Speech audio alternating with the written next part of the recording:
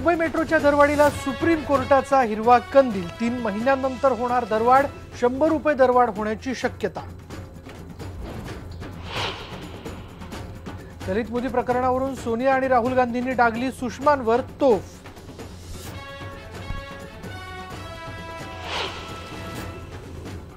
याकूबच्या फाशीच्या अर्धा तास आधी टायगर मेमनने केला होता कुटुंबियांना फोन, बदला घेण्याची दिली धमकी। इकॉनॉमिक टाइम्सचा गोप्यस्फोट।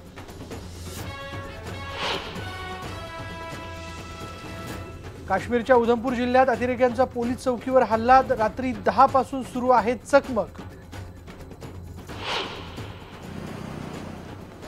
2 दिवसांच्या मुसळधार पावसाने विदर्भाला झोडपलं। वर्धा, अमरावती, यवतमाळ, अकोला आणि बुलढाणा जिल्ह्यात हळूहळू सुधारते परिस्थिती।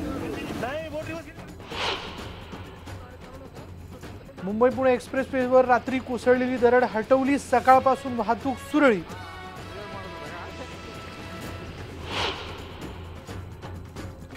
तामिळनाडूच्या दौऱ्यावर पंतप्रधान नरेंद्र मोदी यांचं जयललिता यांनी केलं स्वागत। गेल्या वर्षभरातली दोघांची ही पहिली भेट।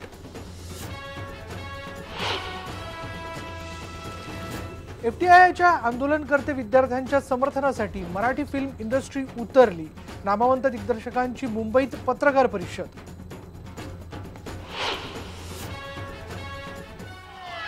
ऐन गर्दीच्या वेळेत अवयवदानासाठी वाशी ते मुलुंडपर्यंतचं 20 किलोमीटरचं अंतर 15 मिनिटात झालं पार। मुंबईच्या वाहतूक पोलिसांची पुन्हा एकदा कौतुकास्पद कामगिरी।